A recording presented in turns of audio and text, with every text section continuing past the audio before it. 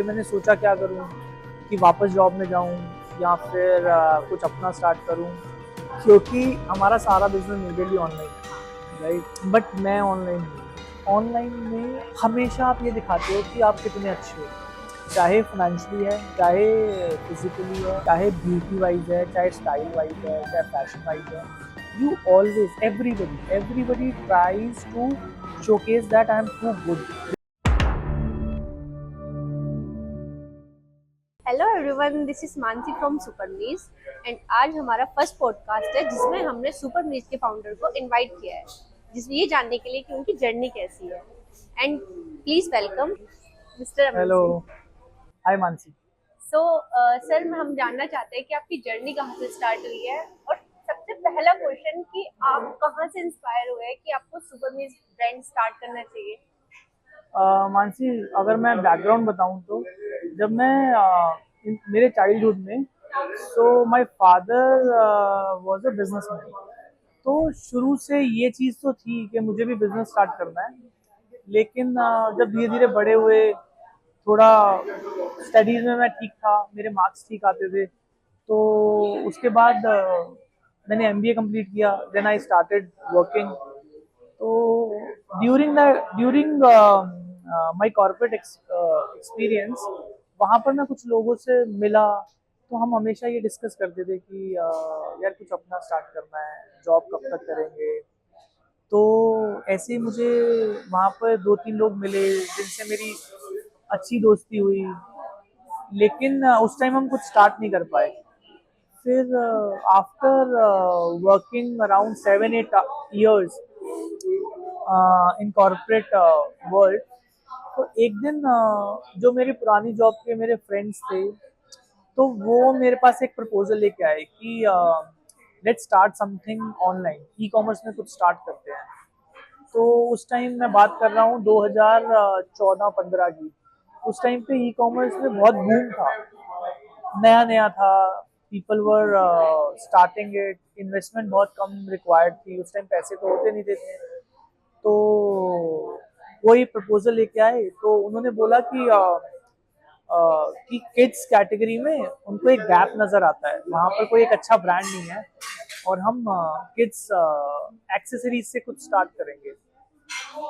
तो फिर वो जर्नी 2015 में स्टार्ट हुई। वो एक अलग ब्रांड था, और वो ब्रांड पार्टनरशिप में था। सो 2015 से लेके 2018 तक वो पार्टनरशिप चली, वो ब्रांड चला। फिर दैट पार्टनरशिप डिडंट वर्क, तो फिर वी पार्ट आर वेज। फिर 2018 में फिर मैंने सोचा क्या करूं, कि वापस जॉब में जाऊं या फिर कुछ अपना स्टार्ट करूं। फिर उस टाइम मैंने सोचा कि नहीं, let's give a try. At least एक साल में अपने खुद, जो मैंने सीखा पिछले 3 साल में, तो मैं उससे जो जो जो सीखा मैं खुद एक बार ट्राई करूंगा। तो फिर मैंने अकेले ये ब्रांड स्टार्ट किया, जिसका नाम सुपर मिनी। सो आपको नाम कैसे सजेस्ट किया सुपर टीज। यार हमने उस टाइम बहुत सारे नाम देखे थे, मिनिएचर्स था, कुछ निक एंड समथिंग था, सुपर मिनीज भी था। सो एक तो मैं ऐसा ब्रांड ढूंढ रहा था कि एक तो जैसे ब्रांड को देखते ही पता चले कि किस कैटेगरी में है। तो जब आप सुपर मिनीज पढ़ो तो ऐसा लगता है, और वो लोगोज हैं, एक बॉय है एक गर्ल है, तो उससे देखते ही पता चलता है कि समथिंग रिलेटेड टू किड्स है। तो एक तो वो है क्राइटेरिया। सेकंड, उस टाइम पे ये स्टोरी लाइन थी कि एवरी किड ना has a some superpowers. तो जब आप देखो, आप कभी बैठे हो फैमिली में या वैसे भी बैठे हो, तो अगर कोई बच्चा आ जाए, कैसा भी माहौल है, वो एक माहौल बहुत ही क्या लाइक कह फनी सकते हो, हो जाता है। लाइवली सा हो जाता है, कुछ फनी सा हो जाता है। तो वो एक पावर्स हैं हर बच्चे में, तो उस पावर को डिनोट करता हुआ ब्रांड था ये। तो इसलिए हमने इसका नाम सुपर मिनीज रखा, कि दो जो बच्चे हैं वो मिनीज हैं, they have a super natural power, इसलिए।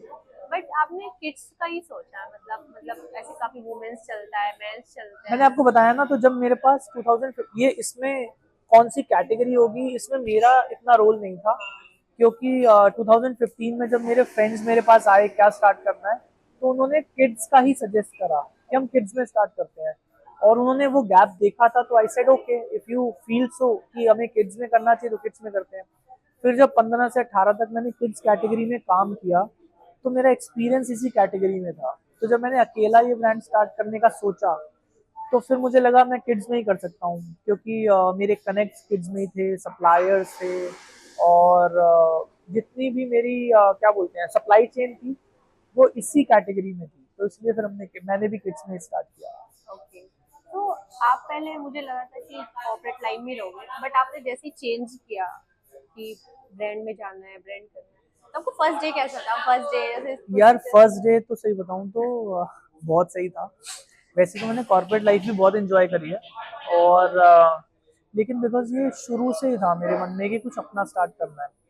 तो मैं आपको बताता हूँ, जब मैंने ये बिजनेस स्टार्ट किया तो मैंने अपने घर से स्टार्ट किया था, और तब मैं जॉब करता था, जॉब के साथ ही स्टार्ट किया था।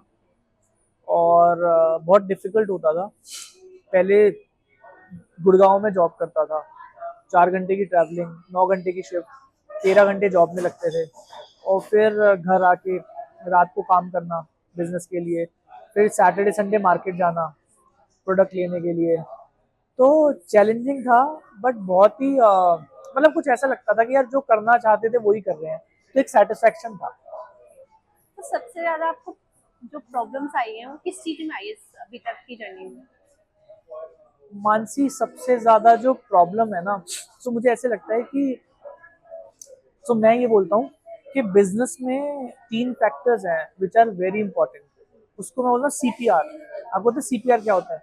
तो जब किसी को हार्ट की प्रॉब्लम हो तो उसको वो पंपिंग करते हैं, दैट इज कॉल्ड सीपीआर। तो सीपीआर में जो मेरे हिसाब से बिजनेस में, एंटरप्रेन्योर में सीपीआर है, first is courage, second is patience, and third is resilience. तो फर्स्ट स्टेप इज करेज। आपको सबसे पहले तो करेज चाहिए, क्योंकि जब आप जॉब में हो तो आपको फिक्स इनकम आ रही है, आपका घर भी चल रहा है, सारी जरूरतें पूरी हो रही हैं। तो उसे छोड़ के एक ऐसे रिस्की प्रपोजिशन में एंटर होना जिसका क्या रिजल्ट होगा ये आपको नहीं पता, it is very risky, you need courage for that. तो पहली चीज करेज। तो पहला स्टेप लेने में सबसे ज्यादा प्रॉब्लम आई कि कब लें वो स्टेप। बहुत टाइम से डिस्कशन होते थे, ये करेंगे या ये करेंगे, लेकिन वो स्टेप जब लिया तो बहुत सोचना पड़ा कि अच्छा ये स्टेप अब लेना है। फिर दूसरा patience. When you start a business, आपके पास रिटर्न बहुत जल्दी स्टार्ट नहीं होते, राइट? पहले तो इन्वेस्टमेंट्स ही चाहिए, और लॉसेस भी चल रहे होते हैं। जब मैंने सुपर मिनी स्टार्ट किया, मुझे याद है 2018 के एंड में हमने स्टार्ट किया था, और 2020 में मार्च अप्रैल में लॉकडाउन लग गया था। तो मैं आपको बताता हूँ, तो वो जो 1.25 साल था, super minis was in losses. हमारे पास जितने हमारे बैंक अकाउंट में पैसे थे, हमें उससे डबल पैसे मार्केट में देने थे सप्लायर्स के। तो जब लॉकडाउन लगा तो दिस वाज द सिचुएशन। तो वो पेशेंस को मेंटेन करके चलना कि अब नहीं, नेक्स्ट मंथ से स्टार्ट होगा प्रॉफिट, नेक्स्ट नेक्स्ट से होगा, नेक्स्ट से होगा, वो बहुत डिफिकल्ट है। क्योंकि एक पॉइंट आ जाता है जब आपको ये समझ नहीं आता आप क्या करें। तो थर्ड इज रेजिलियंस। रेजिलियंस मतलब कि आपको कंटिन्यू करना है, कंटिन्यू करते रहना है, करते रहना है, करते रहना है। आपको रिजल्ट नहीं आ रहा, नेक्स्ट मॉर्निंग जब आप उठते हो तो वो मोटिवेशन लेके आना कि नहीं, मुझे आज फिर कोशिश करनी है जाके, वो भी मुश्किल है। तो मुझे लगता है ये जो 3 फैक्टर हैं, ये किसी भी एंटरप्रेन्योर के लिए सबसे डिफिकल्ट फैक्टर्स हैं।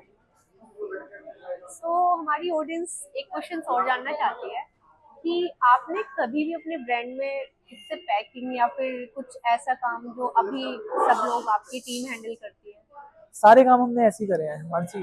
तो जब हमने स्टार्ट किया था, तो मेरे को याद है कि पैकिंग हम खुद ही करते थे। जब सुपर मिनीज की स्टार्टिंग हुई, हमारे पास एक ही स्टाफ होता था, और जो पुराना ब्रांड था वो बंद हो गया था। तो जो उसके जो 2 स्टाफ थे शायद जो हमारे पुराने थे, तो हमने उसको कंटिन्यू किया कि वो सुपर मिनीज में काम करेंगे। तो उस टाइम पे क्या होता था कि सब काम हम खुद ही करते थे, मार्केट से चाहे माल लाना हो, चाहे पैकिंग करना हो और प्रिंट आउट निकालना, कस्टमर से बात करना, सब काम A to Z सारे काम मैंने खुद ही करे हैं। और मैं आपको बताता हूँ, जब कोविड हुआ, मैंने आपको बताया, तो कोविड के 21 दिन के बाद पहला फेज 21 डेज का था।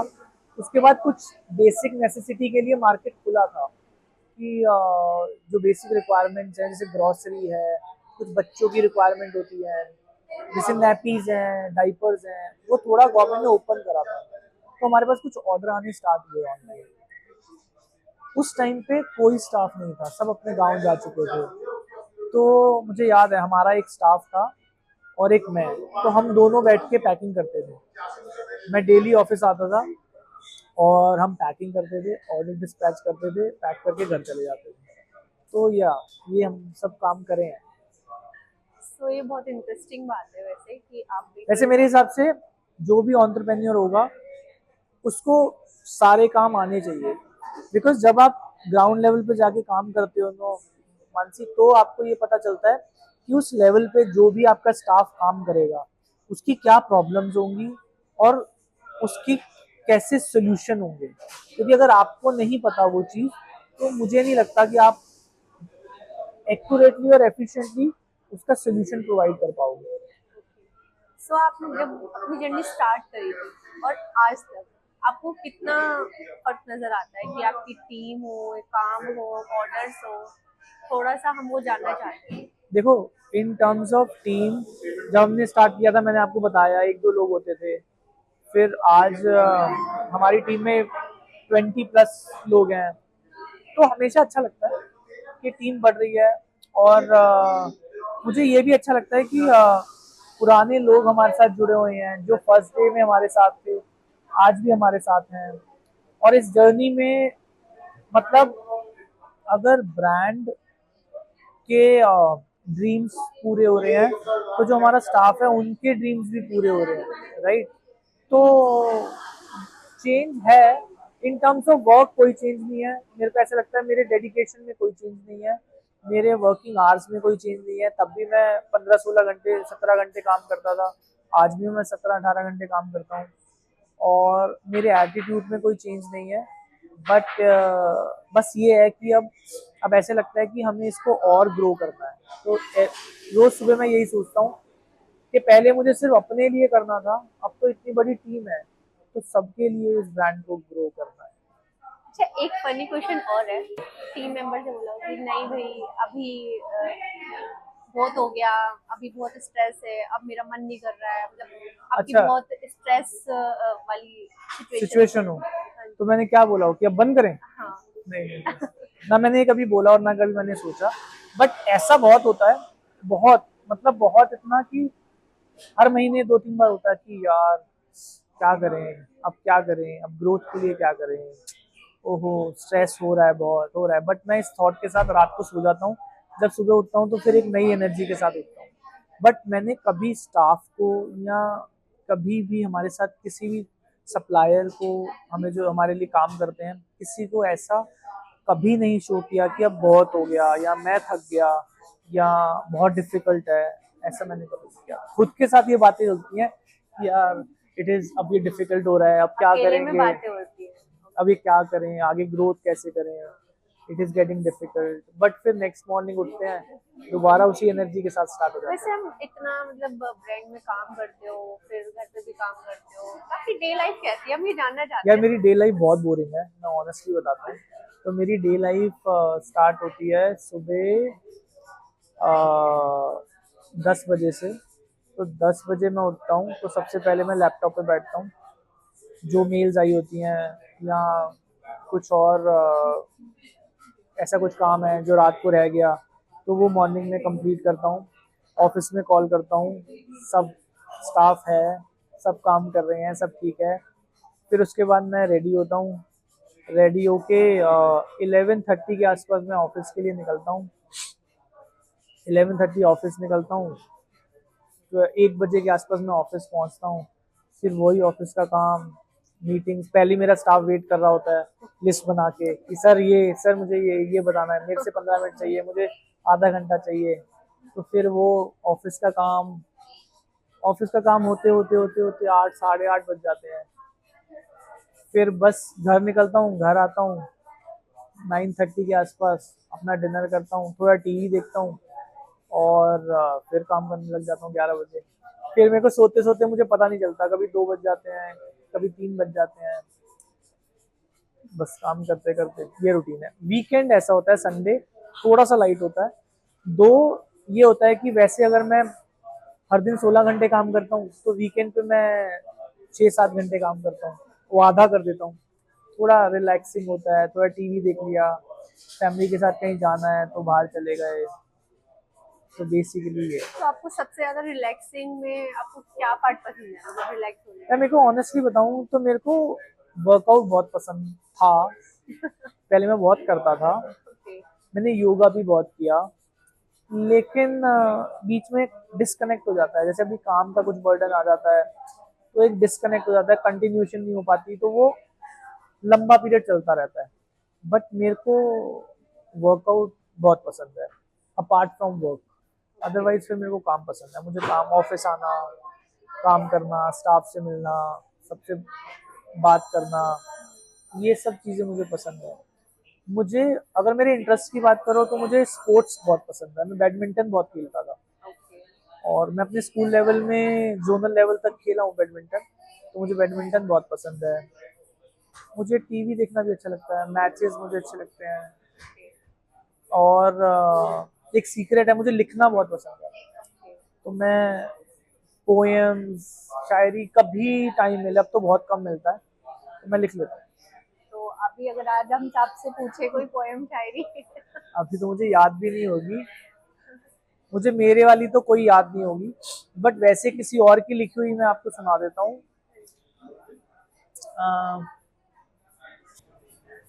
जैसे एक है, पता नहीं किसने लिखी है बट मैंने सुनी थी किसी।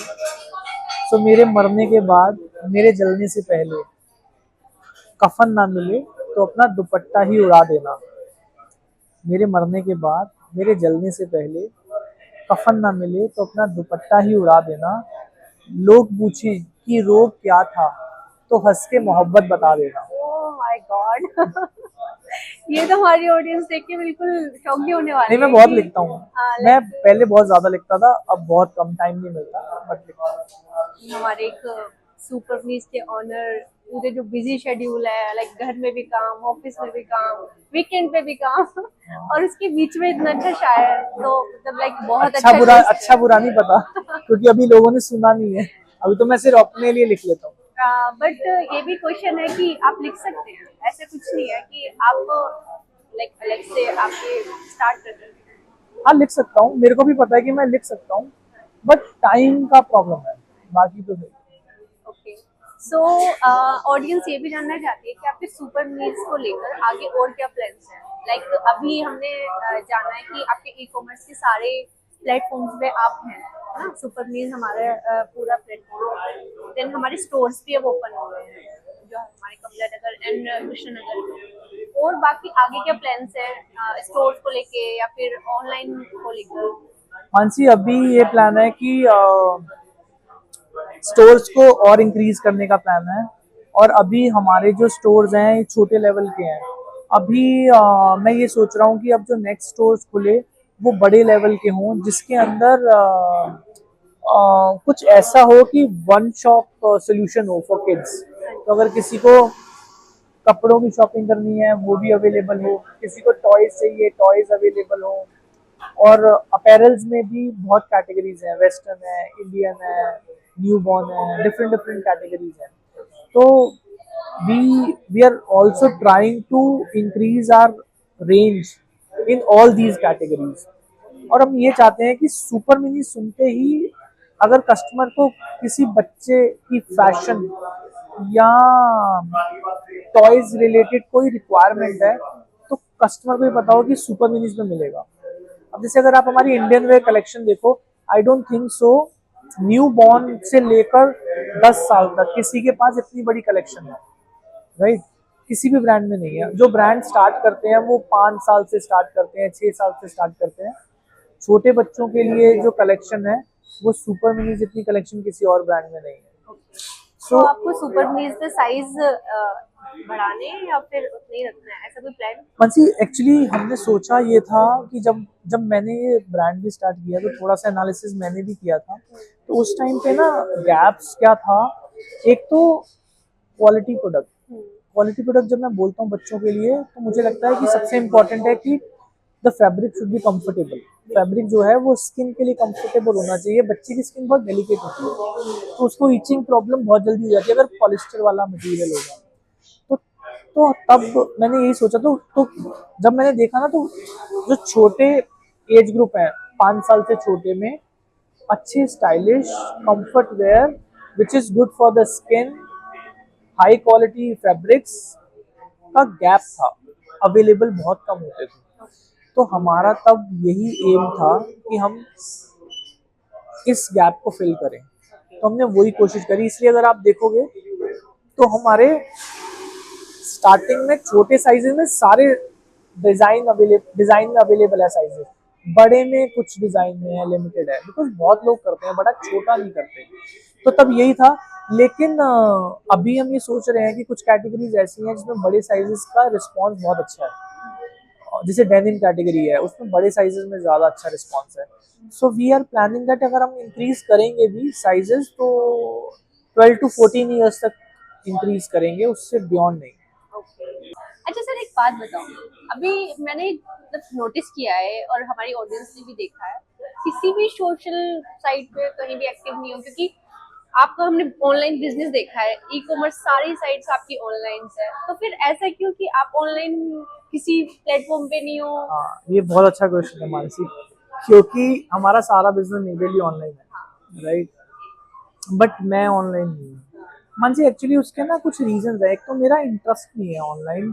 मेरे को ऐसे लगता है कि मुझे ऐसे लगता है, अगेन मैं किसी को नहीं बोल रहा कि कुछ गलत कर रहा है या कोई सही कर रहा है, दिस इज माई थॉट। मुझे ऐसे लगता है कि ऑनलाइन कोई भी इंसान अगर है तो एक तो वो दो आइडेंटिटी जी रहा है, एक ऑनलाइन के लिए और एक जो उसकी खुद की रियलिटी है। मैं दो आइडेंटिटी नहीं जी सकता, मुझे एक ही आइडेंटिटी चाहिए। फिर दूसरी बात मेरे को ऐसा लगता है कि ऑनलाइन में हमेशा आप ये दिखाते हो कि आप कितने अच्छे हो, चाहे फाइनेंशियली है, चाहे फिजिकली है, चाहे ब्यूटी वाइज है, चाहे स्टाइल वाइज है, चाहे फैशन वाइज है। You always everybody tries to showcase that I am to good. देखो मैं कितना गुड हूँ, मैं कितना खुश हूँ, but reality of their life is different. But मुझे ये जानना है कि आप सोशल मीडिया पे किसी टाइप से भी नहीं हो, मतलब लाइक फोटोज डालना, कभी फैमिली फोटोज, कभी मानसी पर्सनल मेरे को, फोटोज। मैंने आपको बताया ना अभी, जो मेरा बचपन था ना, मैं बहुत इंट्रोवर्ट टाइप था और मैंने अपने इमोशंस, अपने एक्सपीरियंसेस बहुत ज़्यादा नहीं शेयर करे लोगों के साथ, इवन अपनी फैमिली के साथ। तो तो मेरे को ना अब तो आपकी अब शायद इस पॉडकास्ट के बाद आपकी यार फैमिली ये भी मैं सुन रही होगी। पहली बार, उनको भी सरप्राइज होगा, वो भी बोलेंगे और वो ये एक क्या हुआ शायरी है। वाला टॉपिक हो गया। हाँ और नहीं, शायरी का तो जैसे पता है, मेरी वाइफ को पता है अच्छा, और कुछ लोगों को और पता तो है, आप बट अपनी वाइफ के लिए शायरी लिखते हो? यार मैंने कभी लिखी तो नहीं। अब जो मैं शायरी लिखता हूँ ना मोस्टली, अब मैं एक्चुअली मेरा एक स्पिरिचुअल कनेक्ट है। तो जो मेरी मदर है ना, she she always has that connect. तो उन्होंने ना अपने बच्चों को उसी कनेक्ट को बताने की कोशिश करी और अपने बच्चों में वो, आप नेचर कहो, भगवान कहो, अल्लाह कहो, कुछ भी कहो, वो कनेक्ट को बनाने की कोशिश करी। तो मुझे अपने बाकी सिबलिंग्स का नहीं पता, बट मेरा एक वो कनेक्ट बना। तो मैं उस ऊपर वाला बोलो, नीचे वाला बोलो या भगवान बोलो, मैं उसमें बहुत बिलीव करता हूँ। और मैं सुपरस्टिशियस बिलीव नहीं करता कि मंदिर जाना जरूरी है, गुरुद्वारे जाना जरूरी है, ये लाइक करना, मतलब इसमें मैं, आपका कहना है कि आप दिल से जो करें वो दिल से होना चाहिए, मतलब मेरे को ऐसे ऐसे कि लगता है कि कुछ लोग देखो, दो तरीके से लोग भगवान को मानते हैं। हाँ। या डर के लिए, उन्हें इस चीज का डर है कुछ खो ना जाए, जो उनके पास है कुछ गलत ना हो जाए, इसलिए मानते हैं। या कुछ पाने के लिए, बिल्कुल। या वो कहते हैं मुझे ये मिल जाए, ये मिल जाए, ये मिल जाए। मैं इन दोनों रीजन से ही नहीं मानता भगवान को। मैं भगवान को इसलिए मानता हूँ क्योंकि वो है। तो फॉर एग्जाम्पल, सुबह हम उठे, मैं उठ के बोलूँ अरे सूरज ही नहीं है, अरे सूरज ही नहीं है, तो उससे सूरज का अस्तित्व खत्म नहीं होगा, वो तो है ही ना। तो जो है बस वो है, और सब कुछ वो ही कर रहा है। तो ना मुझे उससे किसी डर के मारे में मानना है, ना उससे कुछ मांगने के लिए मानना है। मैंने उससे इसलिए मांगना है क्योंकि इस दुनिया का मास्टर वही है, तो मुझे बस ये मानना है, तो मैं उसी तरीके से मानता हूँ। मेरी फैमिली कई बार बोलती भी है कि यार ये तो नास्तिक हुआ, क्या हुआ। मैं बोलता हूँ यार दिस इज द रियलिटी, अब ये मेरी रियलिटी यही है। और मुझे अपनी, अब पहले तो मैं बहुत छुपाता था, अब मेरी रियलिटी, मुझे छुपाने में कोई वो नहीं है। This is what I am. जैसे अब आप कोई बोले अच्छे हैं तो अच्छी बात है, कोई बोले बुरे हो तो भी अच्छी बात है। तो कहाँ से स्टार्ट हुए थे हम? हाँ, तो मैं ये बोल रहा था कि सोशल मीडिया में मैं क्यों नहीं हूँ, क्योंकि मेरा एक वो कनेक्ट है, तो मैं नहीं चाहता कि जो मैं नहीं हूँ मैं वो प्रेजेंट करूँ। और मुझे ना दिखाना ही नहीं पसंद, चाहे वो मेरी फोटो हो, चाहे वो मेरी वाइफ भी बहुत बार बोलती है फोटो क्लिक करो, ये करो। मैं बोलता हूँ मेरे को पसंद ही नहीं है। मुझे अपनी भी, कोई बोलेगा मैं खिंचवा लूंगा, मुझे उसमें भी कोई बट प्रॉब्लम नहीं है।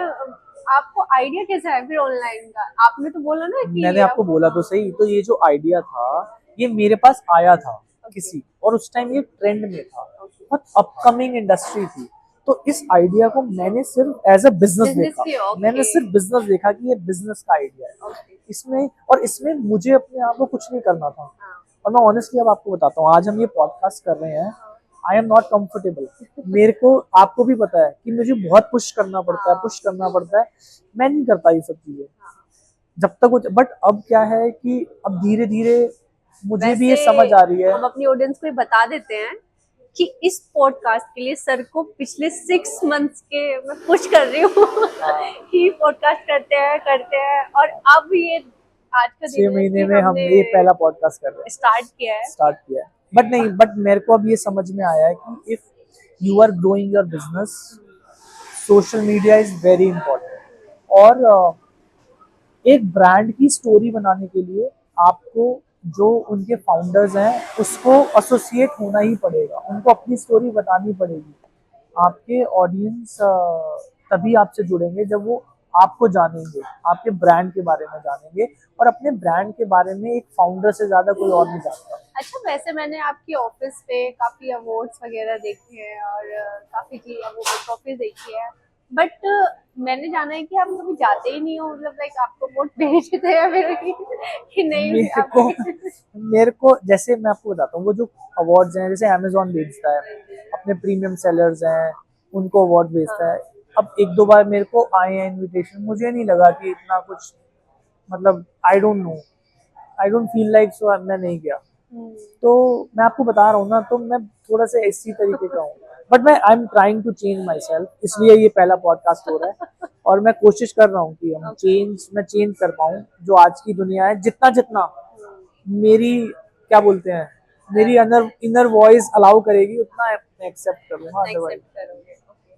तो आपकी फैमिली का कैसे रिएक्शन रहता है, मतलब लाइक आप सोशल मीडिया माई पे? Family is also like me. मेरी मॉम डैड बिल्कुल ऐसे ही है कि जो हुआ very good, they are happy, they are very happy, whatever I am doing they are happy. But वो भी कम एक्सप्रेसिव है, एक्सप्रेस कम करते हैं। सब अपनी मम्मी डैडी की हो। हाँ, तो ऐसे ऐसे हैं, वो भी कम एक्सप्रेसिव। तो आपकी वाइफ तो आई थिंक बोलती होंगी ना कि लाइक मेरी सोशल वाइफ मेरे से परेशान रहती है बेचारी ज्यादा, इसी इन सब वजह से कि आप मैम आप एक्सप्रेसिव सुन नहीं, सकते हैं कि मैं एक्सप्रेसिव नहीं हूँ, हाँ। और मैं सोशल मीडिया सोशल कम हूँ, इन सब चीजों की वजह से। तो बट इतने सालों के बाद मुझे लगता है वो पॉडकास्ट समझ में गई। ना मैं एक्चुअली चाहती हूँ कि मैम के लिए 2 लाइन हो जाए। मैम के लिए 2 लाइन मुझे अभी कोई याद नहीं आएगी। नेक्स्ट एक्चुअली पॉडकास्ट में मैं प्रिपेयर करके होके आऊंगा। ओके, सो ऑडियंस आपके लिए एक सेकंड पॉडकास्ट पहले से एक टॉपिक है कि मैम के लिए पूरी शायरी लिखी जाएगी जिसमें सर पूरा बताएंगे, ब्रीफ करेंगे। सो अभी तो आपकी कोई लाइंस आपने बताई नहीं है, सो अभी इट पॉडकास्ट के बाद आपकी घर में लड़ाई शायरी होने पे वाली है शायरी पे एक अलग से पॉडकास्ट जिसमें मैं अपनी शायरी लेके आऊंगा और मैं पढ़ूंगा। बट ये टॉपिक सुनने के बाद मैम गुस्सा हो जाएंगी। नहीं, अब तो इतने सालों बाद वो समझ गई हैं ओके, कि हाँ, कि कैसे चेंज कर सकते हैं, नहीं चेंज हो सकते। सो आपकी डॉटर भी आपकी जैसी है? या मेरी डॉटर बहुत एक्सट्रोवर्ट है, उससे बहुत पसंद है लोगों से मिलना, उसको बातें करना बहुत पसंद है, वो थोड़ी अलग सोशल है। मीडिया ये सोशल मीडिया उसे बहुत पसंद है। हाँ हाँ, उसे सब पसंद है। तो लाइक वो मेंबर। वो पता ही नहीं किस पे गई है, क्योंकि my wife is also not too much on okay. Social media. वो भी इतनी एक्सट्रोवर्ट नहीं है, वो मेरे से ज्यादा एक्सट्रोवर्ट है बट इतनी नहीं है। और बट सहज, माई डॉटर्स नेम इज सहज, तो सहज बहुत है, सहज बहुत है। अब पता नहीं आगे चल के वो चेंज हो जाए, बट अभी तो शी इज। तो सर अभी हमारे बिजनेस की बहुत सारी बातें हुई है और जिसमें आपने हमें अपना एक्सपीरियंस, अपनी बातें, अपने इंटरेस्ट, हॉबी सब बताया। बट मुझे ना इसमें से एक टॉपिक मिला है शायरी का। जैसे कि अभी बीच में मैंने आपको बताया भी था कि शायरी सुन के मुझे ऐसा लगा कि मतलब बिजनेसमैन, मुझे नहीं लगता ऐसे कोई शायरी करता होगा। तो आप कोई मतलब मैं जानना चाहती हूँ आपको इंटरेस्ट कैसे आया, कैसे स्टार्ट किया मानसी, मतलब। जो शायरी है ना, हाँ। ये इंटरेस्ट का मैटर नहीं है, ये एक्सपीरियंस का मैटर है। तो जब आपको लाइफ में ऐसे एक्सपीरियंसेस होते हैं तो है, क्योंकि ये ना कुछ नेचुरल है। हर इंसान ऐसे लिख नहीं सकता, मतलब आप सीख नहीं सकते लिखना, right. It is all about कि आप अपने थॉट्स को वर्ड्स दे रहे हो। जो आपके अंदर थॉट्स चल रहे हैं, आप उनको वर्ड्स दे रहे हो, अल्फाज दे रहे हो, और उसको पेन की मदद से एक पेपर पे उतार रहे हो। ये शायरी है। तो वो मुझे ऐसा लगता है एक्सपीरियंसेस से आती है। मेरे को लगता है मेरी लाइफ में बहुत सारे ऐसे एक्सपीरियंसेस हैं जिन्होंने मेरे को, मुझे हेल्प करा कि मैं लिख पाऊँ, या ऐसे वर्ड्स मैं अंदर से निकाल पाऊँ, या मेरे ऐसे कोई थॉट्स बने। अच्छा, किस टाइप के एक्सपीरियंसेस मैं जान सकती हूँ? देखो, कुछ पर्सनल एक्सपीरियंसेस होते हैं, कुछ प्रोफेशनल होते हैं, बट ज़्यादा पर्सनल होते हैं मेरे हिसाब से। कि जैसे चाइल्डहुड होता है, हर किसी का बचपन होता है, ऐसे ही मेरा बचपन है। मेरा बचपन में क्या था कि my dad was very strict, बहुत स्ट्रिक्ट थे वो। और तो मैं बहुत ही ना इंट्रोवर्ट टाइप था। तो मैं जो भी देखता था, जो भी फील करता था, तो उसको अपने अंदर रखता था ज़्यादा, बहुत कम शेयर करता था। फिर उसके बाद आप बड़े होते हो, कॉलेज में जाते हो, तो आपको कोई पसंद आता है। फिर आपके दिल में एक वो लव वाला एलिमेंट, स्पार्क। स्पार्क आना स्टार्ट होता है। ओके। आपको कोई पसंद आने लगता है उसको आप पसंद नहीं आते हो, तो वो एक एक्सपीरियंस है। फिर लाइफ के जो फेलियर्स हैं, बेसिकली लाइफ के जो फेलियर्स हैं ना मानसी, एक वो आपको सबसे ज़्यादा सिखाते हैं। जितना आप अपने फेलियर से सीखोगे, सक्सेस नहीं सिखा सकते। क्योंकि सक्सेस ना आपको एक जहाज पे बिठाती है और बस उड़ा के ले जाती है। जो फेलियर है, फेलियर आपको ज़मीन पे गिराती है, और फेलियर आपको ठहराव देती है। जब आप फेल होके गिरते हो ज़मीन पे, तो रुकते हो, ये सोचते हो मेरे साथ क्या हुआ। तो एक थॉट प्रोसेस आता है। आप सोचते हो ऐसा मेरे साथ क्यों हुआ। आपके इमोशंस जागते हैं, और वो फेलियर कहीं पे भी हो सकता है। आपका लव फेलियर है, रिलेशन फेलियर है, प्रोफेशनल फेलियर है, कोई इमोशनल फेलियर है, किसी भी तरीके का फेलियर है। बट मुझे ऐसे लगता है अपने एक्सपीरियंस के हिसाब से कि फेलियर आपको सबसे ज़्यादा सिखाता है। तो जो फेलियर वाले एक्सपीरियंसेस है ना, वो आपके अंदर इमोशंस पैदा करते हैं, फिर आपके अंदर थॉट्स पैदा करते हैं। तब फिर आप लिखने, जैसे आपने सुना है कभी कि कई शायर बोलते हैं कि अगर आपको शायर बनना है तो आपको अपना दिल तोड़वाना पड़ेगा। तो आपका दिल टूटा होना चाहिए, तो आप शायर बन तो सकते हो। और आपका दिल टूटा हुआ है सर? तो मानसी, दिल टूटा कई जगह से हो सकता है। मतलब आजकल कोई लव में भी दिल टूटा हो सकता है, प्रोफेशन में हो सकता है, फैमिली में हो सकता है, सब एक्सपीरियंस। तो मैं तो ऑनेस्टली बताऊं, आपका आपका कौन से वाला दिल टूटा है? मेरा हर तरीके का दिल टूटा है। मेरे अगर हम साथ एक आपसे एक एक्सपीरियंस, क्वेश्चन पूछे तो? मेरा हर तरीके, मेरा लव में भी दिल टूटा है, मेरा रिलेशन में भी टूटा है, प्रोफेशन में भी टूटा है, हर तरीके से टूटा है। लव और रिलेशन दो कैसे? रिलेशन ऐसे होते हैं जैसे फैमिली रिलेशंस होते हैं, लव रिलेशन होता है कि आपको कोई पसंद है, राइट। तो वो डिफरेंस है। तो अच्छा, मेरा, आप ये बताइए कि आपने फर्स्ट अपनी शायरी या फिर पोएम कब लिखी मेरे को थी या फिर याद ही नहीं, सोची थी? मानसी, पता ही नहीं कब लिखी थी। स्कूल टाइम में या फिर कॉलेज नहीं, टाइम में? कॉलेज टाइम में। मेरे हिसाब ओके। से ग्रेजुएशन के बाद मैंने एक साल जॉब करा है, ओके। राइट। तो मुझे लगता है उस टाइम पे कहीं पर हुआ होगा, मुझे एग्जैक्ट डेट नहीं याद, बट वहाँ कहीं पे था। तो आपकी कॉलेज के बाद मतलब फर्स्ट जॉब आपने बात करी है, तो किस टाइप की जॉब थी और कहाँ मानसी पर वो ना थी? गुड़गांव में बैकएंड जॉब थी। तो मेरी ग्रेजुएशन के बाद और मैं आपको बताता हूँ दिल टूटने की एक और बात। तो जब मैंने ग्रेजुएशन करा तो मुझे एमबीए करना था। ओके। तो मैं कैट के लिए प्रिपेयर कर रहा था। तो मैंने फर्स्ट अटेम्प्ट कैट दिया, तो मेरा परसेंटाइल अच्छा नहीं आया। तो फिर मैंने डिसाइड किया कि मैं एक साल प्रिपरेशन करता हूँ, ब्रेक देता हूँ, और फिर उसके बाद नेक्स्ट ईयर फिर दोबारा से एग्ज़ाम दूंगा। लेकिन जब मैं ब्रेक लिया मैंने, तो मैंने सोचा कि यार प्रिपरेशन में तो थोड़ा सा टाइम चाहिए, बाकी टाइम। तो फिर मैंने जॉब करना स्टार्ट किया। तो मैं गुड़गांव जाता था, बैंक ऑफ अमेरिका का बैकएंड ऑफिस था गुड़गांव में। तो वहाँ पर एक बैकएंड प्रोसेस था, फाइनेंस का प्रोसेस था, उसमें मुझे जॉब मिला। मैं उसकी जर्नी भी आपको बताता हूँ। जब मैंने डिसाइड किया कि मेरे को जॉब करना है, तो मानसी यू वोंट बिलीव, मैंने कम से कम नहीं तो 20 इंटरव्यूज दिए थे और मेरा एक भी इंटरव्यू क्लियर नहीं होता था। एक भी इंटरव्यू क्लियर नहीं होता था और मैं इतना दुखी होता था तब कि यार मैं क्या करूँगा, मतलब मेरे को तो मैं इंटरव्यू ही नहीं क्लियर कर पाता हूँ। और जब मैंने सोचा कि उसका क्या रीज़न है, उसका रीज़न ये था मानसी कि मैंने अपनी पूरी एजुकेशन ना हिंदी मीडियम में करी है। तो मैं जब बताता हूँ तो लोग बड़े सरप्राइज होते हैं, बट ऐसे ही था। हमारी फैमिली में इतना अफोर्डेबिलिटी नहीं थी। हम 4 भाई बहन थे। तो जिस स्कूल में मैं पढ़ता था, 8 तक मैं स्कूल में पढ़ा हूँ, वो गवर्नमेंट स्कूल था। उसकी जो फीस थी वो 18 रुपये होती थी 3 महीने की। तो हिंदी मीडियम था, मैं हिंदी मीडियम में पढ़ा। 8th में मेरे एग्ज़ाम में मार्क्स अच्छे आए, तो my mother asked my dad कि यार अब इसको प्राइवेट स्कूल में करा देते हैं, पढ़ने में ठीक है। तो फिर मेरे को प्राइवेट स्कूल में कराया जो कोएड था।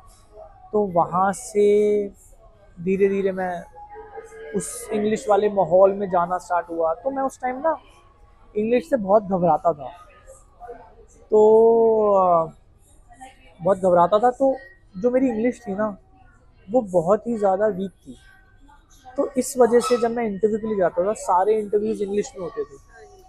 तो क्योंकि उस टाइम ग्रेजुएशन के बाद जो जॉब्स अवेलेबल थी ना, वो कॉलिंग प्रोसेसेस बहुत सारे थे, आउटसोर्सिंग का बिजनेस बहुत बढ़ रहा था। गुड़गांव में बहुत ऐसे बैक एंड ऑफिसेज आए थे, तो वो सारी एमएनसी की यूनिट्स होती थी, तो सब इंटरव्यूज इंग्लिश में होते थे और मैं जवाब ही नहीं दे पाता। मुझे पता होता था, मुझे ये पता है कि मैं ये कर सकता हूँ, मुझे ये भी पता होता था कि मैं I am very hard working, मैं काम कर सकता हूँ, लेकिन मैं ये चीज़ इंटरव्यूअर को नहीं समझा पाता था कि मैं कर सकता हूँ। तो वहाँ पे बहुत दिल टूटा, वहाँ पे बहुत दिल टूटा कि ऐसा लगता था कि यार क्या करेंगे, एक इंटरव्यू ही नहीं क्लियर कर पाते हैं। तो 21 इंटरव्यूज देने के बाद मेरा एक इंटरव्यू क्लियर हुआ था और फिर मैंने वहीं जॉब ज्वाइन कर ली, क्योंकि मेरे पास कोई ऑप्शन नहीं था। तो तो आई थिंक आपने फर्स्ट शायरी जब ही लिखी होगी। शायद शायद लेकिन क्योंकि मेरे आपका को, जब दिल टूटा था। और पहला दिल मेरा ऐसे ही टूटा था कि किसी लड़की ने नहीं तोड़ा, लड़कियों ने उसके बाद तोड़े, लेकिन पहला दिल तो ऐसे ही टूटा था। ओके। और एक्चुअली मैंने आपको बताया ना कि मैं थोड़ा इंट्रोवर्ट था, तो मैं चीज़ों को सोचता था कि ये क्यों, ऐसे क्यों, मुझे फील होता था। अगर मैं आज देखूं और मैं तब की अपनी पर्सनैलिटी में बहुत चेंज है। आज तो मैं कुछ सोचता ही नहीं, कोई कुछ कह रहा है, क्या सोच रहा है मेरे बारे में, इट डजेंट मैटर, मुझे कोई फ़र्क ही नहीं पड़ता। लेकिन तब मुझे बहुत मुझे बहुत दर्द होता था। और मुझे ऐसे लगता था कि यार क्या, अगर अगर किसी एक बच्चे को किसी भी सर्कमस्टांसेस की वजह से ये चांस नहीं मिला कि वो इंग्लिश मीडियम स्कूल में पढ़ पाए, तो इसका मतलब वो कुछ नहीं करेगा करियर में। तो मेरे को बड़ा अजीब लगता था ये। तो मैंने हमेशा ये सोचा कि मुझे ये जो परसेप्शन है ना, ये चेंज करना है।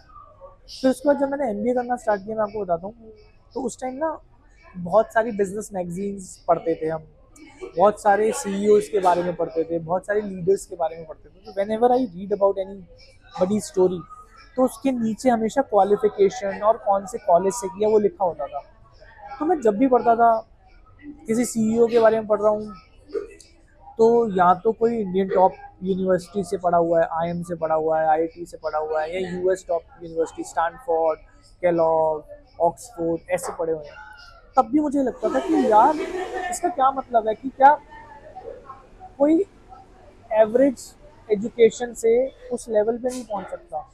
तो मेरे को वो मोटिवेशन भी बहुत आता था कि नहीं मैं करके दिखाऊंगा, कि चाहे मेरे को स्टार्टिंग में वो नहीं मिला बट कोई बात नहीं, जो मिला मैंने उसको मैक्सिमम यूज़ किया और मैं इस मिथ को चेंज करके दिखाऊंगा। मैं हमेशा ये सोचता था कि कोई बहुत बड़ी डिग्रीज की, बहुत बड़े कॉलेजेस के नाम की ज़रूरत नहीं है। अगर आप करना चाहो, you are hard working committed, तो कोई भी इंसान कुछ भी कर सकता है। तो इस तरीके से दिल टूटे, फिर कॉलेज, फिर और एमबीए में आए, फिर लड़कियों ने दिल तोड़े, तो उससे कुछ लाइंस आई। अच्छा, कितनी लड़कियों ने दिल तोड़ा आपका वैसे? पता नहीं मानसी, ऑनेस्टली बताऊं तो मेरा बहुतों ने तोड़ा, मैंने भी बहुतों का तोड़ा होगा, तो बहुत सारे। तो ओके। फिर हाँ, तो उस टाइम पे कहीं मैंने लिखना स्टार्ट करा होगा फिर। सर, सो मुझे आपकी वीकनेस और स्ट्रेंथ जाननी है। मेरी वीकनेस और स्ट्रेंथ, या मानसी वीकनेस बहुत सारी है, स्ट्रेंथ थोड़ी सी है, बट मैं कुछ बता देता हूँ, 2-3 बता देता हूँ वीकनेस जो मुझे लगता है। सो वीकनेस से अगर स्टार्ट करते हैं तो मेरे को लगता है मेरा टाइम मैनेजमेंट बहुत बुरा है। अब आप भी एग्री करोगे। एग्री। तो ये आई नो दैट मेरे को उसमें थोड़ा वर्क करना है, और मैं कोशिश भी कर रहा हूँ। वो एक मेरी वीकनेस है। सेकंड मेरी वीकनेस जो मुझे लगती है, समटाइम्स ना मुझे ऐसे लगता है कि मैं पर्सनल रिलेशंस में भी ना कुछ प्रैक्टिकल बातें करने लग जाता हूँ। तो वो एक वीकनेस हो सकती है, क्योंकि सामने वाले को लगता है कि यार नहीं, मैं तो एक इमोशन के बेसिस पे बात कर रहा हूँ या कर रही हूँ, और ये प्रैक्टिकलिटी की बात कर रहा है। तो वो एक मुझे कई बार लगता है कि नहीं यार, मुझे ऐसा नहीं करना चाहिए। तो अभी पहले से और अब में कुछ चेंज हुआ है इस लाइन में? मैं पहले बहुत इमोशनल था, ओके। तो मैं पहले बिल्कुल प्रैक्टिकल नहीं था, बिल्कुल भी प्रैक्टिकल नहीं था। अब मैं थोड़ा प्रैक्टिकल, क्या मतलब, मेरे को ऐसा लगता है जो सीधी बात है वो बात करो। अब कई बार क्या होता है वो सीधी बिजनेस बात, बिजनेस हाँ, टाइप आप पूरे बिजनेस पर्सन स्टाइल बन हो गया चुके थोड़ा हो। सा, बट वो कई बार जब रिलेशन में आता है ना कि हाँ सीधी बात ये करो, कई बार इमोशंस में वो सीधी बात नहीं होती। तो आई थिंक तो इस वो है। चीज के टॉपिक पर आपकी काफी ज्यादा लड़ाई झगड़ा नहीं समथिंग नहीं नहीं नहीं ऐसा मानसी, नहीं? में लड़ाई झगड़ा तो मेरे घर में टचवुड ना मेरी वाइफ इतना, मतलब कोई ऐसा होता है ना मेरी तरफ से होता है, ना मेरे पेरेंट्स की, हमारे घर में लड़ाई झगड़ा होता नहीं। ऑनेस्टली बता रहा हूँ, बहुत रेयर कभी कोई टॉपिक हीट अप हो जाता है, बट वो भी लड़ाई में नहीं कन्वर्ट होता, अदरवाइज वो बहुत रेयर है। ओके। सो हम जितने भी घर के मेंबर्स हैं, ठीक है, तो आपको कोऑपरेट करते हैं सब? मेरे को भी करते हैं, मैं भी करता हूँ, और थोड़े शांत हैं, ओके। तो इसलिए। और अच्छा, दूसरी और तीसरा वीकनेस और बताऊं? तीसरा वीकनेस क्या बताऊं? मुझे ऐसा लगता है तीसरा जो पॉइंट है ना, वो वीकनेस भी है और स्ट्रेंथ भी है, दोनों कैटेगरी में रहता है। मैं बहुत वर्कोहॉलिक हूँ, तो मेरे को काम करने में बड़ा मजा आता है। तो कई बार वो वीकनेस इसलिए बन जाती है, कई बार मेरी प्रेजेंस मेरी पर्सनल लाइफ में जरूरी होती है, और काम की वजह से वो कम हो जाती है, तो वो एक थोड़ी गड़बड़ हो जाती है। तो बट ऐसे कोई स्पेशल ओकेजन्स आपकी लाइफ में ऐसा हुआ है कि आप वर्क की वजह से कभी ना जा पाओ? अरे मोस्ट ऑफ द टाइम, आपको पता नहीं, मैं ऑफिस में होता, मेरा बर्थडे एनिवर्सरी है, मैं ऑफिस में ज्यादा टाइम लग जाता है, तो वो होता है कई बार। ठीक है, बर्थडे एडजस्टेबल, ठीक है, ओके, बट एनिवर्सरी पर सब एडजस्टेबल है। ओके। सो और और आपकी स्ट्रेंथ? स्ट्रेंथ में मेरे को ऐसा लगता है कि सबसे बड़ी स्ट्रेंथ ये है कि, अगेन स्ट्रेंथ भी मुझे लगता है मेरे हिसाब से क्या है कि माई कनेक्शन विद गॉड ना, it is actually very strong. Okay. तो मेरे को ऐसा फील होता है कि चाहे मेरा टाइम अच्छा है और चाहे मैं डाउन फील कर रहा हूँ या टाइम खराब है, दोनों टाइम में ना वो जो एक कनेक्शन है ना, वो मुझे बहुत सपोर्ट करता है। और समटाइम्स ऐसे होता है कि मुझे ऐसे लगता है मुझे किसी और सपोर्ट की जरूरत ही नहीं है, ओके। तो वो एक स्ट्रॉन्ग है, और वो मेरे अंदर ही है वो स्ट्रॉन्ग, मतलब उसके लिए मुझे कुछ एक्सटर्नल करने की जरूरत नहीं पड़ती। तो वो बहुत इम्पोर्टेंट है, मुझे लगता है वो मेरी सबसे बड़ी स्ट्रेंथ है मेरी लाइफ में, उसने मेरे को बहुत सपोर्ट करा है उस कनेक्शन में। और दूसरी, आपकी फेवरेट प्लेस कहाँ पर है जाने की, जहाँ पर आप हमेशा जाना चाहते हो, जहाँ मैं हूँ मैं या आप वहीं, जाते हो? कहीं नहीं जाता। आप रिलीजियस प्लेस की बात हाँ कर रहे जी। हो, मैं कहीं पे ऐसा, फैमिली कहेगी यहाँ जाना है तो चला जाऊंगा, मतलब मेरा कोई ऐसा नहीं। सी, अगेन ये एक बहुत ही कंट्रोवर्शियल टॉपिक है, बट मेरे को ऐसा लगता है कि आजकल ना बहुत कमर्शलाइज हो गए हैं, जगहें भी सब कमर्शलाइज हो गई हैं, चाहे रिलीजियस प्लेसेस हैं। तो मैं तो जाऊँ, मेरे को ऐसा लगता है कि ऊपर वाला हर जगह है, वो सबसे ज्यादा तुम्हारे अंदर है, जस्ट टॉक टू। तो कहीं जाने की जरूरत नहीं है। दूसरी स्ट्रेंथ है मुझे लगता है पेशेंस। एक तो बिजनेस आपको पेशेंस बहुत सिखाता है, बिल्कुल।